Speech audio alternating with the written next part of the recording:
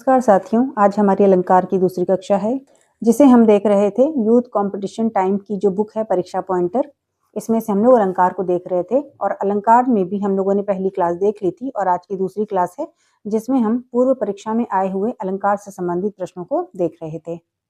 तो चलिए आज का पहला प्रश्न देखते हैं। पहला प्रश्न है, हा हा इन्हें रोकन को टोक न लगावो तुम। इस पंक्ति में कौन सा अलंकार है? तो विप्सा अलंकार है। हा हा इन्हें रोकन को टोक न लगावो तुम, तो इसमें विप्सा अलंकार है। अगला प्रश्न है, अंबर पनघट में डूबो रही तारा घट ऊषा नागरी। इसमें कौन सा अलंकार है? तो रूपक अलंकार है। अगला प्रश्न है, पाए महावर देन को नाइन बैठी आए, फिरी फिरी जानी महावरी एड़ी मीड़ती जाए। तो इसमें कौन सा अलंकार है? तो भ्रांतिमान अलंकार है।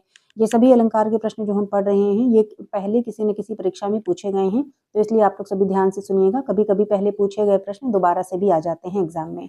तो अगला प्रश्न है, सिर फट गया उसका वही मानो अरुण रंग का घड़ा हो। इसमें कौन सा अलंकार है? तो उत्प्रेक्षा अलंकार। फिर अगला प्रश्न, ले चला साथ में तुझे, ले चला साथ में तुझे कनक जो भिक्षुक लेकर स्वर्ण झनक। इस पंक्ति में अलंकार है उत्प्रेक्षा अलंकार। एक बार फिर से सुनिएगा, ले चला साथ में तुझे कनक जो भिक्षु लेकर स्वर्ण झनक। तो इसमें अलंकार है उत्प्रेक्षा अलंकार। फिर अगला प्रश्न है, आगे नदियां पड़ी अपार घोड़ा कैसे उतरे पार। राणा ने सोचा इस पार तब तक घोड़ा था उस पार। तो इसमें कौन सा अलंकार है? तो अतिशयोक्ति अलंकार। फिर अगला प्रश्न है, जहां एक शब्द का भिन्न भिन्न अर्थों में प्रयोग हो वहां होता है तो यमक अलंकार होता है। जहां एक शब्द का भिन्न भिन्न अर्थों में प्रयोग हो वहां यमक अलंकार होता है। अगला प्रश्न है, उदित उदयगिरि मंच पर रघुवर बाल पतंग विकसे संत सरोज सब हर्षे लोचन भृंग। तो इन पंक्ति में कौन सा अलंकार है? तो इसमें रूपक अलंकार है। अगला प्रश्न, सागर सा गंभीर हृदय हो गिरी सा ऊंचा हो जिसका मन। इसमें कौन सा अलंकार है? तो उपमा अलंकार है। अगला प्रश्न, उपमा के अंगों में उलट फेर करने से अर्थात उपमेय को उपमान के समान न कहकर उलट कर उपमान को ही उपमेय कहा जाता है वहां होता है प्रतीप अलंकार। तो हमने पहले भी बताया था कि प्रतीप का अर्थ होता है उल्टा, और यहाँ पे क्या कहा जा रहा है? उपमा के अंगों में उलट फेर करने से अर्थात उपमेय को उपमान के समान न कहकर उलट कर उपमान को ही उपमेय जब कहा जाता है तब वहां पर प्रतीप अलंकार होता है। अगला प्रश्न है, सीता के पैर कमल समान हैं हरिपद कोमल कमल से। इन पंक्तियों में कौन सा अलंकार है? तो उपमा अलंकार है। अगला प्रश्न, तो पर वारो उर्वशी सुन राधिके सुजान तू मोहन के उर्वशी उर्वशी समान। तो इसमें कौन सा अलंकार है? तो यमक अलंकार है। फिर अगला प्रश्न है, सुब्रन को ढूंढत फिरे कवि कामी अरुचोर। इसमें कौन सा अलंकार है? तो श्लेष अलंकार है। सुब्रन को ढूंढत फिरे कवि कामी अरुचोर। तो इसमें अलंकार है श्लेष अलंकार है। फिर अगला प्रश्न है कि जहां प्रस्तुत में अप्रस्तुत की संभावना होती है वहां कौन सा अलंकार होता है? तो उत्प्रेक्षा अलंकार होता है। जहां प्रस्तुत में अप्रस्तुत की संभावना होती है वहां पर उत्प्रेक्षा अलंकार होता है। अगला प्रश्न है, उपमेय का निषेध कर उपमान की स्थापना करने वाला अलंकार कौन सा होता है? उपमेय का निषेध कर उपमान की स्थापना करने वाला अलंकार अपहुंती अलंकार होता है।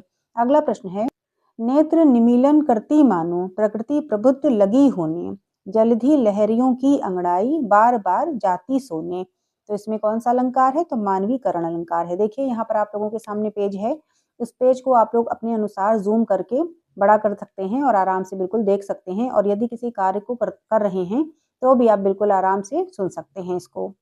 फिर अगला प्रश्न है, कहाँ रघुपति के चरित अपारा कहाँ मति मोरी निरत संसारा। तो इसमें अलंकार है निदर्शना। एक बार फिर से देखिएगा क्या पूछा गया था पहले एग्जाम में, कहाँ रघुपति के चरित अपारा कहाँ मति मोरी निरत संसारा। तो इसमें निदर्शना अलंकार है। फिर अगला प्रश्न है, उपमेय में उपमान की संभावना होने पर कौन सा अलंकार होता है? उपमेय में उपमान की संभावना होने पर कौन सा अलंकार होता है? तो उत्प्रेक्षा अलंकार होता है। फिर अगला प्रश्न है, कारण सहित उपमेय का उत्कर्ष जहां दिखाया जाए, कारण सहित उपमेय का उत्कर्ष जहां दिखाया जाए वहां पर होता है व्यतिरेक अलंकार। अगला प्रश्न पूछा गया है, कहे कवि बेनी बेनी व्याल की चुराई लीनी।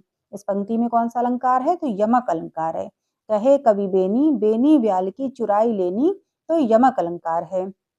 अगला प्रश्न है, माला फेरत जुग भया फिरा न मन का फेर कर का मन का डार दे मन का फेर। तो यहाँ पे भी क्या है? यमक अलंकार है। फिर अगला प्रश्न है कि श्लेष अलंकार जो है, श्लेष अलंकार किस प्रकार का अलंकार होता है? अगला प्रश्न है, कि उत्प्रेक्षा किस प्रकार का अलंकार है, तो ये अर्थालंकार है। उत्प्रेक्षा कैसा अलंकार है, तो अर्थालंकार है ये। फिर अगला प्रश्न है और आज का अंतिम प्रश्न भी है कि जन्म सिंधु पुनि बंधु विस दिन मलिन सकलंक से मुख समता पाओ किमी चंद बापुरो रंग। एक बार फिर से सुनिएगा, इसमें कौन सा अलंकार पूछा गया है। जन्म सिंधु पुनि बंधु विस दीन मलिन सकलंक से मुख समता पाओ किमी चंद बापुरो रंग। तो इसमें कौन सा अलंकार है इन पंक्तियों में, तो व्यतिरेक अलंकार है। तो आज की कक्षा बस यहीं तक। अब अगली क्लास में हम लोग फिर से देखेंगे पूर्व परीक्षा में आए हुए प्रश्नों को जो कि अलंकार से संबंधित होंगे। तो सभी का बहुत बहुत धन्यवाद। सभी को नमस्ते।